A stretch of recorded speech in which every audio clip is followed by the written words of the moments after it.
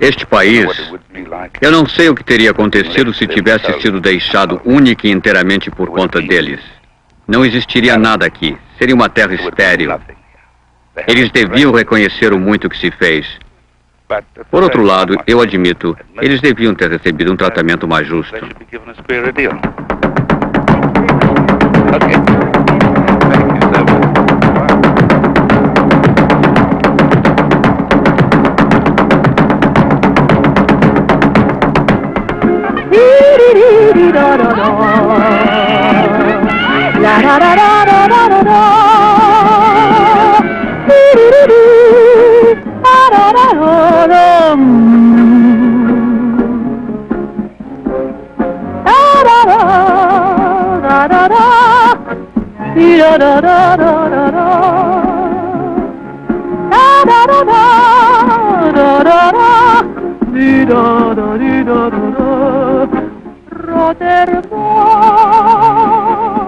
Warum willst du denn schon, wie mein Herz sollst du blühen, oh, ich nur. Di-di-di-di-da-da-da, la-da-da-da-da-da-da-da, di-di-di-di-da-da-da-da. Na região sudoeste da África situa-se um país tão grande como a França e a Grã-Bretanha juntos, com grandes riquezas naturais e uma população total de mais de 1 milhão de habitantes. Quando os alemães o colonizaram há um século atrás, eles o chamaram África do Sudoeste. Um nome que se manteve através dos anos de ocupação ilegal por parte da África do Sul. Mas depois que o país foi colocado sob a proteção da comunidade internacional, passou a ser chamado de Namíbia.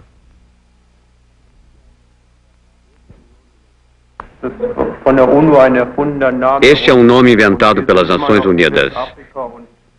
Somos ainda a África do Sudoeste e continuaremos África do Sudoeste. Nunca mudaremos nosso nome. Nasci nesta casa em 1919. Meus pais vieram da Alemanha. Meu pai da Pomerânia, minha mãe de Marco, Brandemburgo. 1950 bin ich mit meiner Frau hier ins Schwäbisch Bay an Land gegangen. Cheguei ao Walvis Bay em 1950. Durante 4 anos e meio, trabalhei numa fazenda como administrador. Depois, vim para Swakopmund e comprei um pedaço de terra. Tínhamos ótimas relações com nossos negros. Quando éramos crianças, costumávamos brincar com eles. Nunca nos preocupava o fato de que eles eram negros, mas existia sempre a sensação de que eles eram diferentes. E quando nos perguntam por que estamos aqui, podemos somente responder que amamos o Sudoeste.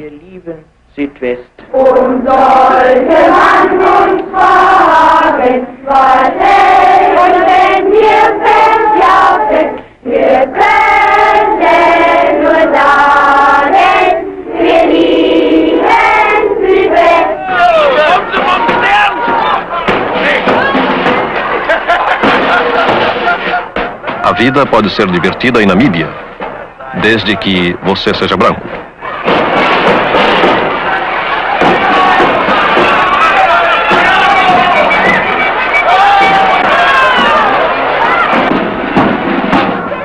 A população branca controla a maior parte da riqueza da Namíbia, mas somente 1 de cada 10 habitantes é branco.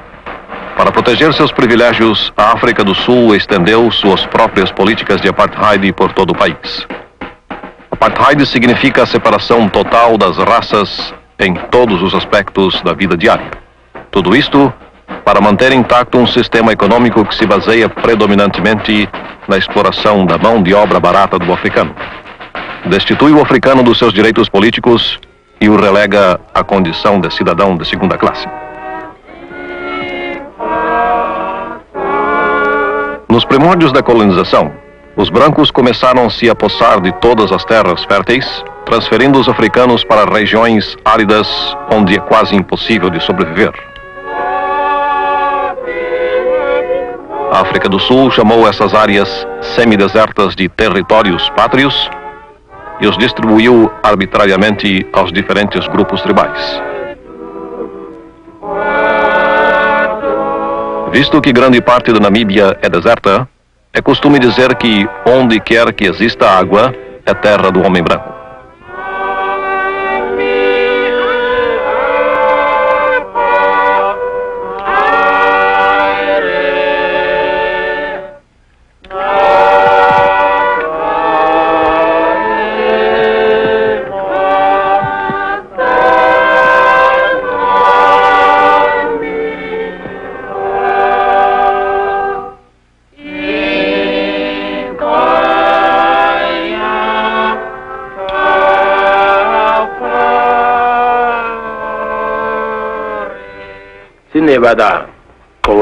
Quando éramos crianças, o homem branco veio para nosso país e com ele começaram nossos problemas.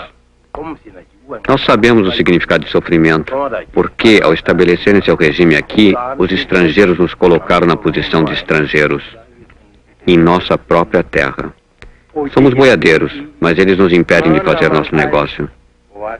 Eles nos forçaram a viver em áreas que nunca tínhamos visto antes e chamam esses lugares territórios pátrios. Vivemos com medo. Se os povos do mundo não nos ouvirem, os brancos nesse país destruirão nossa gente. Em 1966, a Assembleia Geral das Nações Unidas declarou que a contínua presença da África do Sul em Namíbia era ilegal e criou o Conselho para a Namíbia para administrar o país. O governo da África do Sul recusou reconhecer esta autoridade e hoje 50 mil soldados sul-africanos encontram-se permanentemente estacionados no país.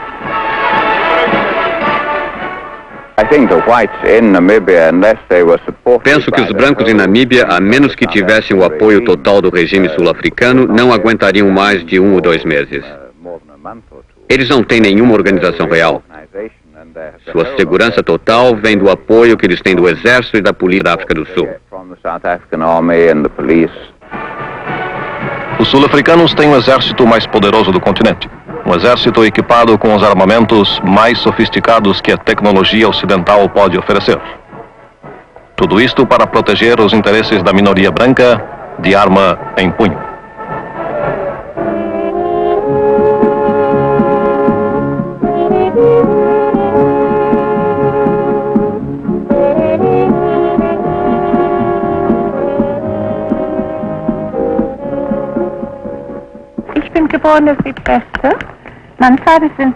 Nasci no Sudoeste. Meu pai veio para o Sudoeste da África na época dos alemães. Ele lutou ao lado das tropas alemãs. Eu e meu marido trabalhamos juntos, dirigindo várias companhias. E somos também diretores da Philips Internacional na África do Sudoeste. Muitos países ocidentais investem aqui, mas eu prefiro não mencionar nomes. Mas eles todos investem aqui. Por que o senhor não quer mencionar nomes? Porque não é oportuno hoje mencionar esses nomes. O que se pode oferecer aos investidores? Minerais, urânio, cobre, chumbo, tudo pode ser encontrado aqui. E diamantes. Nós também investimos aqui.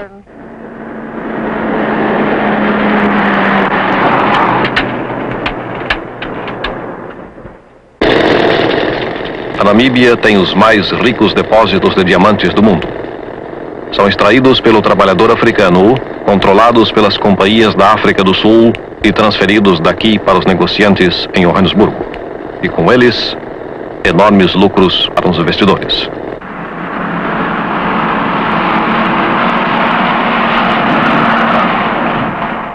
Outro mineral de valor inestimável descoberto recentemente é o urânio.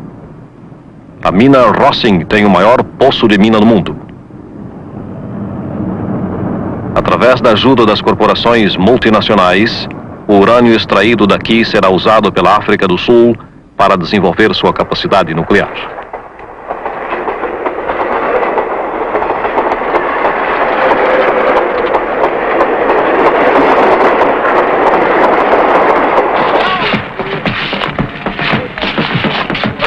A economia da Namíbia foi sempre fundamentada na exploração da mão de obra barata.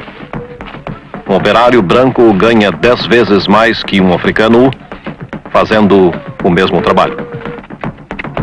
E segundo a lei, um africano não pode nunca ser um supervisor. Ele é limitado ao trabalho manual. Tem um contrato especial que, se for rompido, o poderá levar à prisão.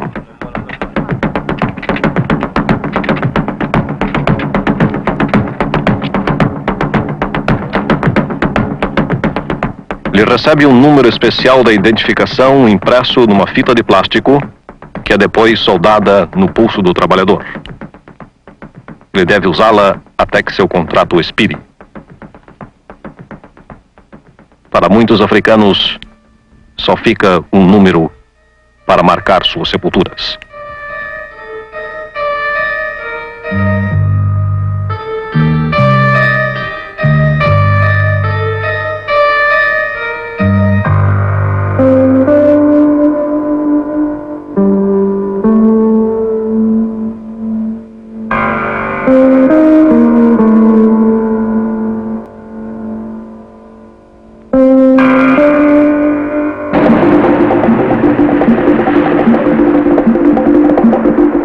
Nos anos 60, os africanos começaram a organizar um movimento político, SWAPO, a Organização do Povo da África do Sudoeste, que se tornou a maior organização política no país.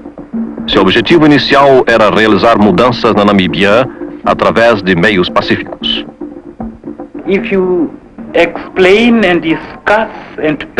Se você explica, discute e prega a libertação, você é visto como um comunista e um terrorista. A África do Sul é contra a libertação. Portanto, eles não gostam da gente. Não somente não gostam da gente, eles estão tentando nos eliminar. Sinto-me como uma namibiana. Estou livre dessas tendências racistas. Estamos todos sofrendo sobre o mesmo sistema. Não nos permitem falar com os brancos neste país. Mas a SWAPO é uma organização legal? Sim, é. Mas o governo está tentando destruir a SWAPO, porque a SWAPO é a única organização poderosa aqui. Isto significa que se eles conseguissem silenciar a SWAPO, eles se apossariam de tudo. Reconheço a mim mesma como um ser humano criado por Deus. Como mulher, eu posso fazer algo na área política. E no que concerne a Namíbia, eu posso somente dizer que lutarei para que isso aconteça um dia.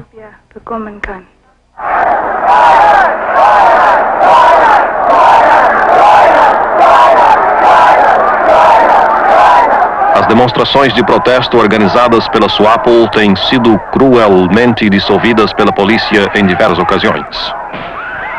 Participantes desarmados foram baleados e líderes da SWAPO encarcerados nas prisões da África do Sul.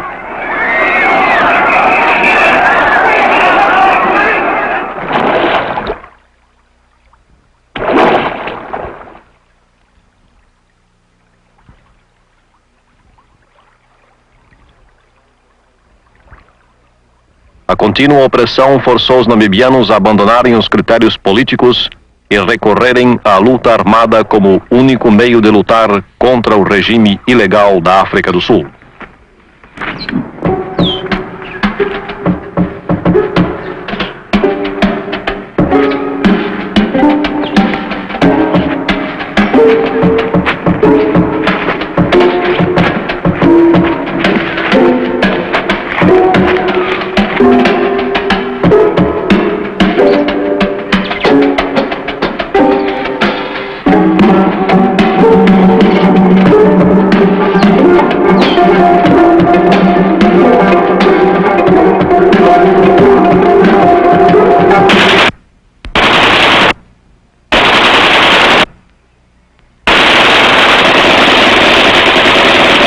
R15, hebben we klaar op 15 rand, kan ik verkopen. Er rust 15 rand. Meneer, daar is bij, het is recht gemaakt voor die café. Com a exceção dos seus valiosos minerais, a economia do país baseia-se na agricultura e na pecuária. A muito tempo atrás, tribos africanas procedentes do norte aqui se estabeleceram e plantaram milho, criaram gado e cabras e cuidavam de seus bovinos de chifres compridos. Tudo isto foi tomado e comercializado pelos brancos, que agora exportam gado para a África do Sul. Embora as cabeças de gado ultrapassem os 2 milhões, um africano raramente come carne. Estou com fome, senhora. Quando você fará sua próxima refeição? Na noite de hoje. E o que é que você vai comer?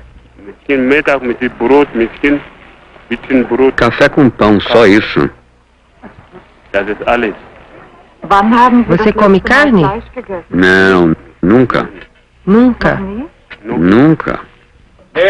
Kom. Wacht even, nog niet schepen. Kom.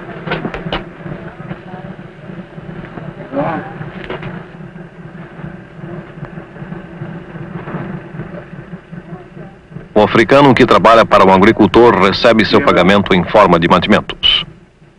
Uns quilos de farinha, açúcar e gordura. E com isto ele tem que se alimentar e manter sua família. Açúcar? Ja, zeker. Açúcar nem want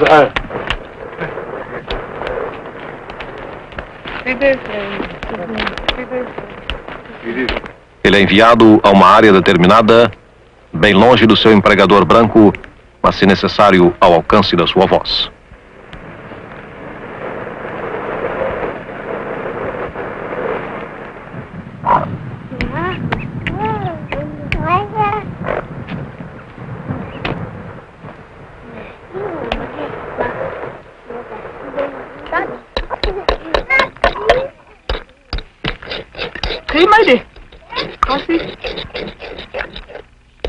Farinha de trigo, açúcar e gordura.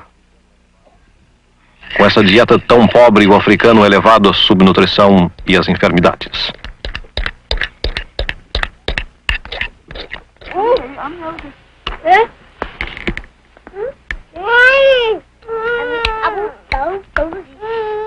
Média de vida é de 31 anos para o homem e 33 para a mulher. Metade das crianças nascidas hoje não alcança a idade dos 5 anos.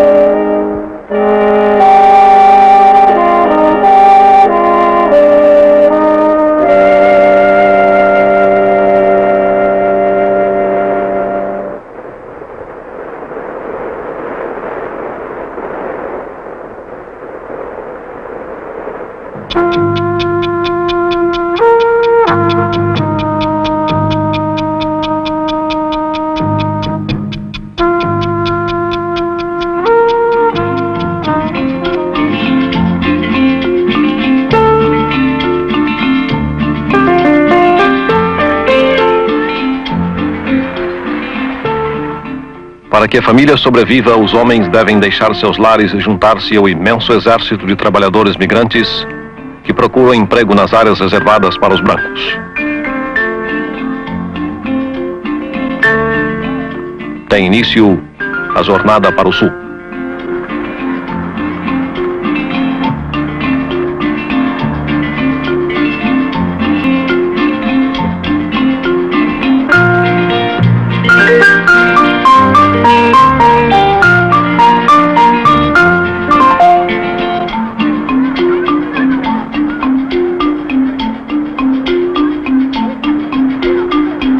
Mas quando o trabalhador chega à cidade, ele encontra a mesma situação que sofreu na mina ou no campo. Os únicos empregos disponíveis são aqueles rejeitados pelos brancos.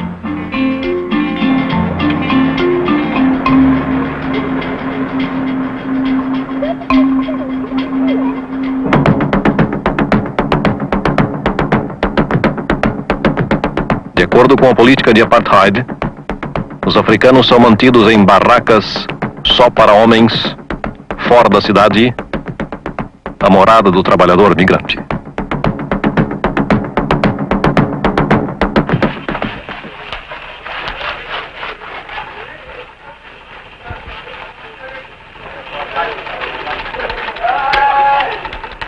O africano passa aproximadamente 3/4 partes de sua vida de casado, distante de sua esposa e de suas crianças, que são obrigados a permanecer em seus territórios pátrios. Vigiados pela polícia e seus cães de guarda, os africanos são impedidos de receber visitas e de deixar seus alojamentos depois do anoitecer.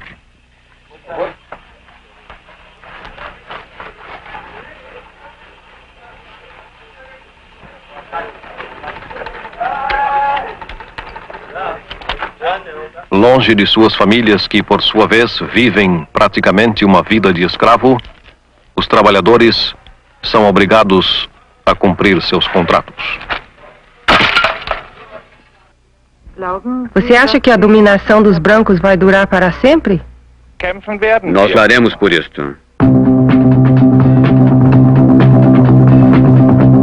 E eles lutam por isto, numa demonstração diária de força para impedir qualquer mudança no sistema. Todas as medidas de repressão do regime de apartheid da África do Sul foram estendidas à Namíbia. O africano somente é obrigado a levar seu passe onde quer que vá.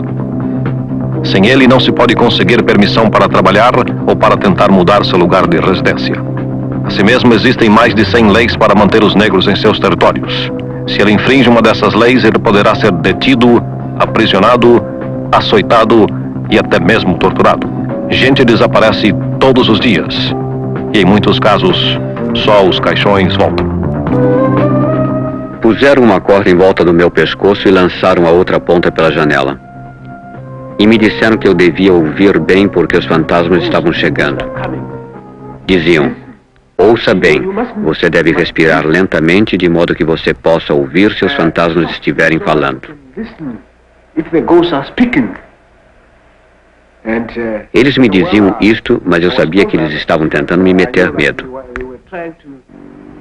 Uma vez, 2 policiais vieram e começaram a me espancar. Me espancaram durante quase 24 horas. Me espancaram o rosto, o pescoço, a cabeça, os olhos. Fiquei todo ensanguentado. Eles me acossavam e diziam que hoje eles tinham o direito, que eles iam me matar. Algumas pessoas são mantidas um longo tempo na prisão, como meu camarada Axel, que lá esteve há 9 meses. 6 meses ele ficou no quarto escuro e 3 no claro. Mas o lugar era tão quente que ele tentou se matar 3 vezes. Era insuportável para ele. Em 1968, quando eu voltei para casa, a polícia da África do Sul atirou contra mim. Se você é homem e estiver sendo tocado em suas partes pudendas, sendo torturado com um choque elétrico, você tem que vomitar. E a dor continua por horas. Eu sei de um homem que morreu em consequência dos choques e do sofrimento. Seu nome é Jacob Monahotla. De fato, ele é sul-africano e estivemos juntos na prisão. Uma vez sentenciados, alguns prisioneiros políticos são enviados milhares de quilômetros da Namíbia à penitenciária da ilha de Robben, no litoral da África do Sul, perto de Cape Town, sob a vigilância do governo de Pretória.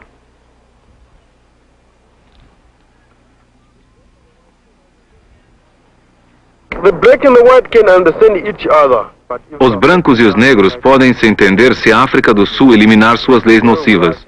Nós, por exemplo, estamos tentando conversar com os brancos com o fim de fazê-los entender, mas eles se recusam. Eles ainda dizem: você é um kafir, você não é educado. Por que você quer falar com os brancos? E às vezes eles dizem: este país pertence também aos brancos. Alguns deles nasceram aqui. Então dizemos: eles podem ficar o tempo que quiserem, desde que eles concordem com uma administração do povo negro. Isto é o que queremos, porque este país nos pertence. Eles não vão destruir nossa organização só porque aprisionam alguns dos nossos líderes. Você tem medo de mostrar seu rosto no filme? De maneira nenhuma. Já passamos aquele ponto de sermos intimidados por algo assim.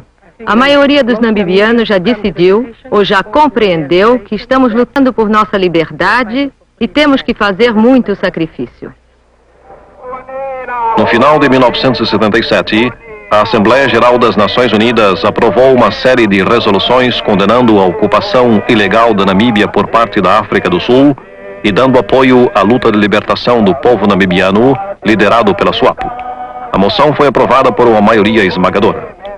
Mesmo assim, os namibianos compreendem que as medidas tomadas pela ONU não podem por si mesmas oferecer-lhes liberdade e independência.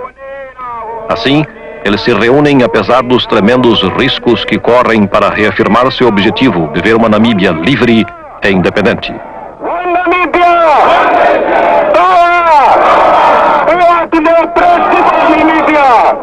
A luta continua.